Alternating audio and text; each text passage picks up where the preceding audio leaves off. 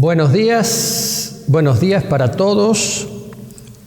Hoy es domingo 16 de mayo de 2021 y estamos aquí en Villa Mercedes, San Luis, Argentina, transmitiendo para muchas partes. Hay muchos que nos están viendo en algunas partes del mundo, gracias a la tecnología, gracias a esta tecnología. Y estamos en estos momentos aquí en la provincia de San Luis todavía sin poder tener reuniones, sin poder tener cultos. El gobierno ha establecido en un nuevo decreto, en una nueva disposición, que a partir del próximo domingo, a partir de la próxima semana, nos podremos reunir con un aforo del 30%. 30%, que ya lo veníamos haciendo más o menos así. 30% de la capacidad del salón. Pero obviamente continúan las restricciones. Eso es muy importante, no hay clases, las escuelas están cerradas. Eso no es un dato menor, eso es una cuestión preocupante, porque los niños y los jóvenes están perdiendo mucho su escolaridad. Eso no es bueno para la nación, no es bueno para nadie. Así que oremos para que pronto pueda revertirse esta situación, la situación de las escuelas, y que podamos ir recuperando esas libertades que teníamos antes. Esto es una cosa importante. Reitero, mis queridos, a todos ustedes, a la congregación y a la gente que me ve, las recomendaciones de cuidarse. Cuidarse, ¿verdad? Ya sabemos cuáles son esas recomendaciones, ya le hemos dicho muchas veces, esas ya las conocemos. Yo recomiendo que nos cuidemos. Nadie puede tener mayor cuidado de nosotros que nosotros mismos, excepto Dios, que nos cuida y nos cuida de muchas cosas de las cuales nosotros ni nos enteramos. Así que seamos conscientes de eso, cuidémonos. Al cuidarnos nosotros, cuidamos también a los demás. Eso debemos hacerlo. Quiero hablar de algunas cosas que la Iglesia necesita hoy, en este tiempo. La Iglesia de Cristo siempre vivió en el tiempo y el contexto y la situación de su momento, de su tiempo. Entonces quiero hablar de algunas cosas, no son todas, pero solamente citar algunas cosas que la Iglesia tiene que cuidar, tiene que resguardar en estos tiempos. Uno de ellos es que la Iglesia tiene que resguardar la fe y el amor. Son dos baluartes de la Iglesia de Cristo y dos armas poderosas espirituales, dos armas espirituales muy poderosas. Dijo el Señor Jesucristo en Mateo 18:8, cuando venga el Hijo del Hombre, ¿hallará fe en la tierra? El Señor está dando una conclusión a la parábola del juez injusto. Se está refiriendo a la justicia de Dios. Y dice lo siguiente, que la fe es también una condición para el establecimiento de la justicia de Dios. La parábola del juez injusto, no sé si ustedes la recuerdan, allí en Mateo 18, narra el Señor Jesús de una viuda que va a pedirle a un juez injusto que le haga justicia. El hombre es injusto. Dice, el hombre ni teme a Dios ni tiene cuidado de las personas. Es un juez injusto, pero la mujer insiste. Entonces el Señor Jesucristo, al finalizar esta parábola, dice, cuando el Hijo del Hombre venga, cuando Él vuelva, hallará fe en la tierra. La Iglesia ha enfatizado mucho sobre la misericordia de Dios, pero sin considerar de igual manera su justicia, porque cuando el Señor Jesucristo se refiere a la fe, se refiere también a la justicia de Dios, a que se obre la justicia de Dios, que se obren los mandamientos de Dios. Y como dije recién, a través de mucho tiempo la Iglesia ha enfatizado mucho en la misericordia de Dios, que está bien, pero sin tener tanta consideración, sin prestarle tanta atención a la justicia de Dios. Si no tenemos en cuenta la justicia de Dios y todo lo que ello implica, la misericordia no tiene sentido. ¿Por qué necesitamos la misericordia de Dios? ¿Por qué hemos transgredido la ley de Dios? Hemos transgredido su justicia. ¿Por qué? Porque Dios es un juez justo y establece leyes. Y, como se dice comúnmente, no las borra con el codo. No hace eso, no las cambia. Sus leyes son eternas, son justas. Necesitamos la misericordia de Dios por cuanto transgredimos la justicia de Dios. Jesús pone en forma de pregunta: cuando venga el Hijo del Hombre, ¿hallará fe en la tierra? El Señor pone en forma de pregunta una revelación profética que habla del decaimiento de la fe de muchos. Y esa fe no solo es fundamental para resguardar nuestras creencias y para darle sustento a la esperanza, sino también para que se establezca la justicia de Dios. Por eso hay que resguardar la fe en el Señor Jesucristo, resguardarla, cuidarla, alimentarla, compartirla. En este tiempo de pruebas, de tribulaciones, de desconcierto y de falsedades, el enemigo busca deteriorar nuestra fe. Hay creyentes que están siendo atacados en su fe y son presa de un espíritu de negación de la fe, de decaimiento, un espíritu de escepticismo. Y a veces se dejan manipular por este espíritu. Eso no hay que hacerlo. Tenemos que apoyarnos unos a otros en la fe. La fe es un baluarte fundamental. No tenemos que permitir que el enemigo haga decaer la fe. Y algo similar sucede con el amor. En Mateo 24:12, en ese capítulo profético del Señor Jesucristo, dice Él: y por haberse multiplicado la maldad, el amor de muchos se enfriará. El Señor está profetizando que el amor de muchos se va a enfriar y dice: ¿por qué? Por la multiplicación de la maldad, por el ataque de la maldad. Y cuando habla del amor, el Señor se refiere al amor ágape, a ese amor que viene de Dios. La multiplicación y la multiplicidad, la variedad de la maldad, produce un decaimiento espiritual que impacta en el creyente y lo vuelve insensible al amor de Dios. ¿Se entiende esto? Esa maldad lo vuelve insensible al creyente con respecto al amor de Dios y con respecto al amor fraternal, al amor entre hermanos. Afecta la comunión con Dios, afecta la relación con los hermanos, aún afecta la relación con el prójimo. Es una palabra profética. Por causa de la multiplicación de la maldad, el amor de muchos se enfriará. Pero el Señor agrega en el versículo siguiente: pero el que persevere hasta el fin, este será salvo. Este se va a librar de eso, pero tiene que perseverar.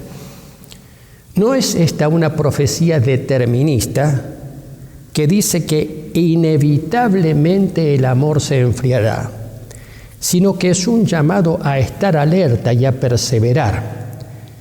Esos dos aspectos son dos aspectos fundamentales para la iglesia de nuestro tiempo: resguardar la fe y resguardar el amor. Otro punto importante que la iglesia necesita en este tiempo es asumir y reforzar el espíritu de cuerpo, la experiencia de ser un cuerpo en Cristo. El apóstol Pablo dice en la carta a los Corintios, capítulo 12, versículo 27, ustedes son un cuerpo en Cristo y miembros cada uno en particular. En los versículos anteriores a este que acabo de leer, Dice que no haya desavenencia, que no haya discordia en el cuerpo, sino que los miembros se preocupen los unos por los otros, de manera que si un miembro padece algo, todos los miembros se conduelen con él. Y si un miembro recibe honra, todos los otros se gozan con él. Es decir, todo el cuerpo reacciona de manera unánime si algún miembro del cuerpo sufre algo o si tiene un beneficio de algo. El cuerpo sano va a reaccionar en el mismo sentido, porque quien lo dirige es la cabeza, y la cabeza es Cristo.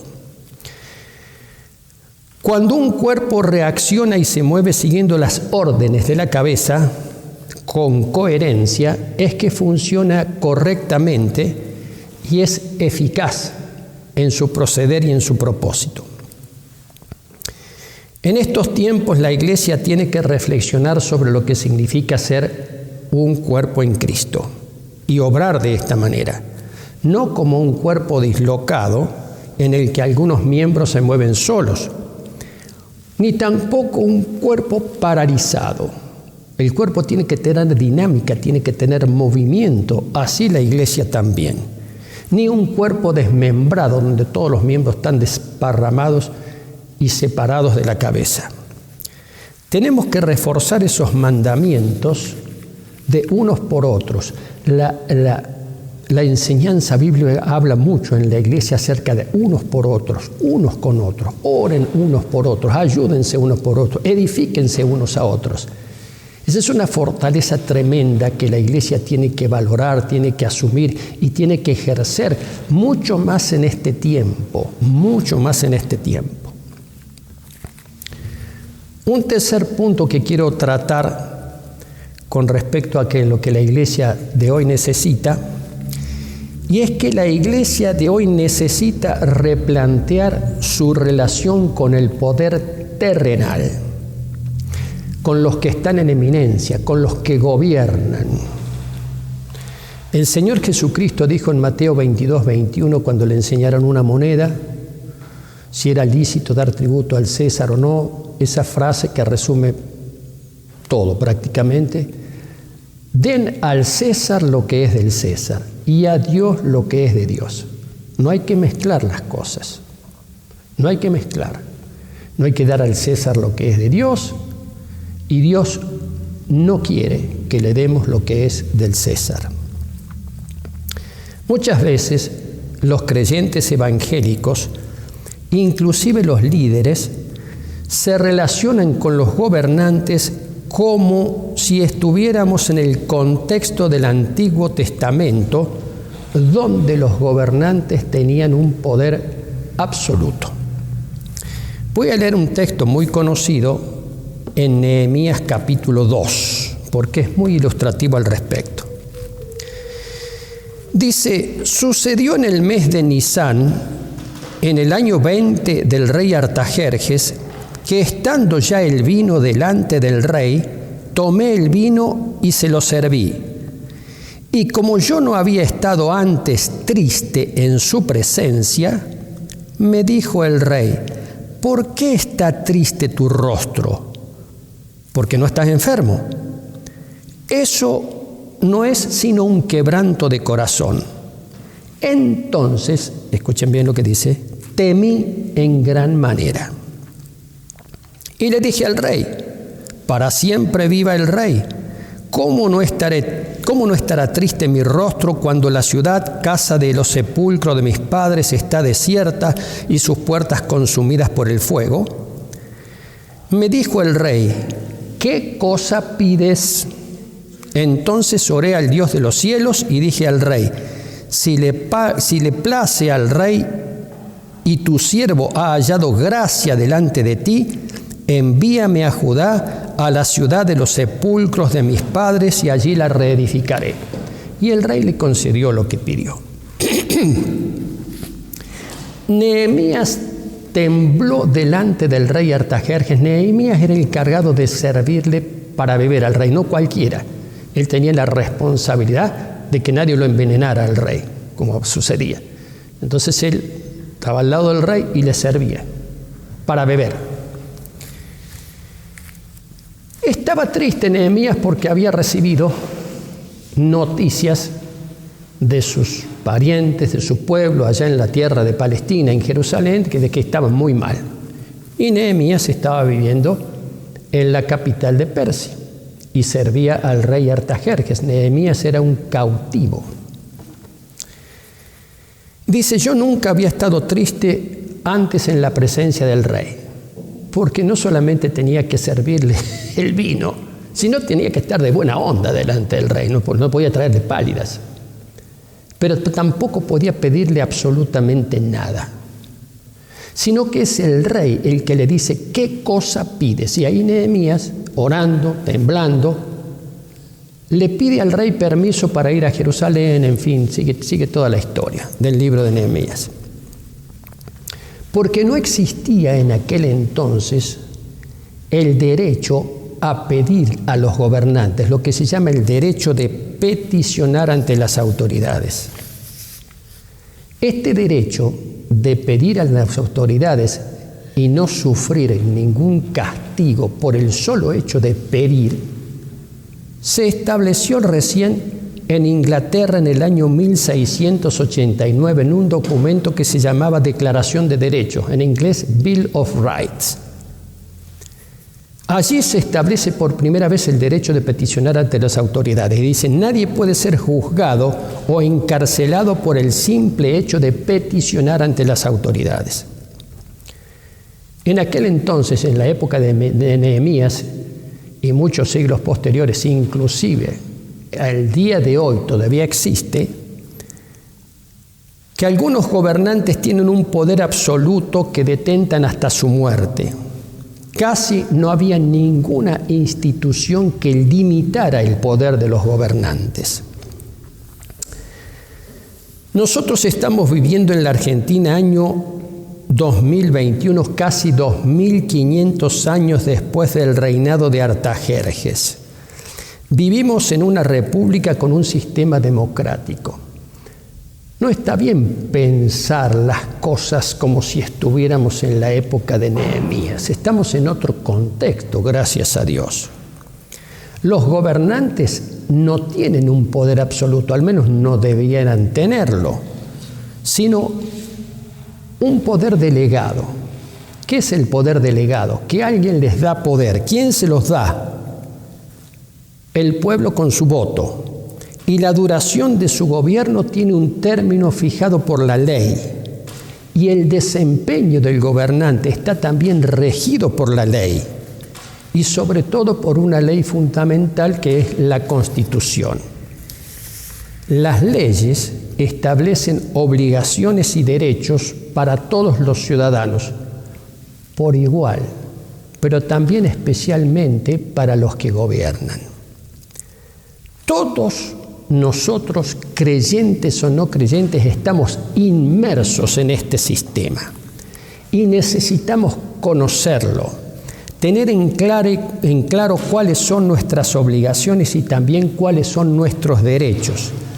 Estamos en la Argentina siglo XXI y no en Persia del siglo IV antes de Cristo. Y esto no es una cuestión política, esto es una cuestión ciudadana, es una cuestión de ciudadanía. Tenemos un problema en este tiempo, que son las restricciones a las libertades constitucionales. Lo he dicho muchas veces y lo vuelvo a decir ahora. Y tenemos que ser conscientes de eso. Tenemos que ser muy conscientes de eso. En nuestro país llevó muchos años, muchas guerras y muchas muertes llegar al establecimiento de este Estado de Derecho. Mucha sangre se derramó en el territorio de la Argentina hasta llegar a este punto. Debemos valorarlo a eso. Y los creyentes tenemos la obligación de conocer los aspectos fundamentales de nuestra vida ciudadana, porque somos ciudadanos de este país, de la misma manera que tenemos la obligación de entender, comprender y conocer cuáles son las leyes por las que se rige el reino de Dios, pues que también somos ciudadanos del reino de Dios. Ninguna cosa invalida a la otra. No son dos cuestiones que se contraponen, sino dos cuestiones que se complementan. Y tengo que decir esto porque percibo mucho desconocimiento de las leyes, de los derechos, de las obligaciones y de las restricciones que tienen que ver con nuestro sistema republicano y democrático aquí en la República Argentina. ¿Y por qué tenemos que conocerlo? Porque estamos inmersos en esto, porque nosotros por el hecho de ser creyentes no estamos fuera de este sistema. La restricción a la libertad. En Madrid se produjeron elecciones para elegir algo así como el intendente de Madrid, el alcalde, no elecciones en España, sino en Madrid. Y ganó una mujer a la cual prácticamente muy pocos conocían, que se llama Isabel Díaz Ayuso, de 42 años, y saltó al estrellato político enarbolando ¿qué bandera? Con esa ganó la elección, enarbolando la bandera de la libertad. No pueden restringirnos la libertad de una manera arbitraria. Y se produjo un verdadero impacto político, no solamente en Madrid, sino en toda España, y ha repercutido en toda Europa y en el mundo. Los creyentes, la Iglesia, necesita conocer estas cuestiones, lo que significan los derechos, las libertades, necesita hacerlo. Eso no es meterse en política, eso es ser buen ciudadano como buen creyente. Otro punto que quiero tratar, y es que la Iglesia necesita revitalizar la gran comisión, el mandamiento de evangelizar, de proclamar el evangelio, de ser discípulo. Necesita ser revitalizado, pero desde una perspectiva profética, ubicados en este tiempo y en este contexto. La predicación del evangelio es un arma espiritual fundamental.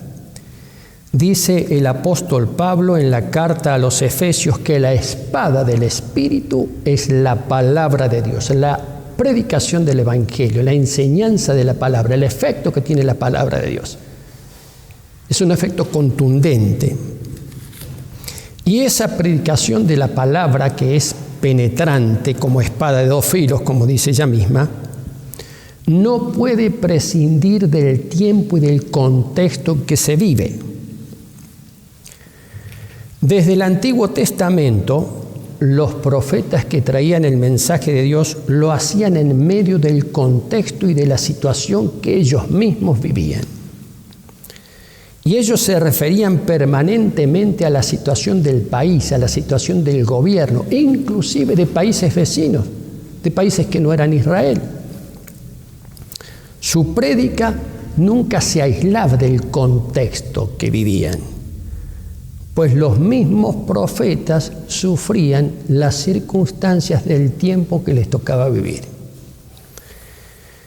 El libro del profeta Ezequiel comienza así, por ejemplo.